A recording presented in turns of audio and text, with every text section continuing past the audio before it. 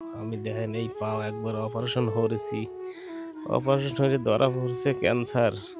কিন্তু এই ক্যান্সার আমার অনেক টেহা লাগতেছে। আমি গরিব মানুষ ভাই, আমার কিচ্ছু নাই, যা কিছু আছিল আমি সব বেচে কিনে ফুরো ফেলাইছি ভাই। আপনারা আমাকে একটু বাঁচান। এই দেখেন একটা ছোট্ট বাচ্চা আছে আমার। এই বাচ্চা থেকে যদি দুনিয়া থেকে চলে যাই ভাই, আপনারা এই বাচ্চার মুখগুলো একটু আমাকে সাহায্য করেন ভাই। আপনারা না দেখলে আমার এই ফ্যামিলিটা শেষ হয়ে যাচ্ছে ভাই।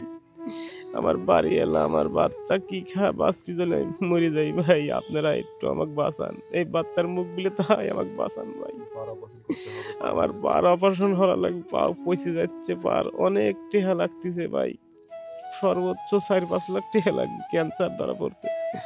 পাও আবার কাটা লাগবে, আবার ডাকা যা পাও কাটা লাগবে। আমার একটা টেহাও নাই ভাই। যে যা পারেন আমাকে সহযোগিতা করেন ভাই। আপনার কাছে এটুকুই আমার অনুরোধ। আপনারা সহযোগিতা না হলে হয়তো আমি কিভাবে বাঁচবো।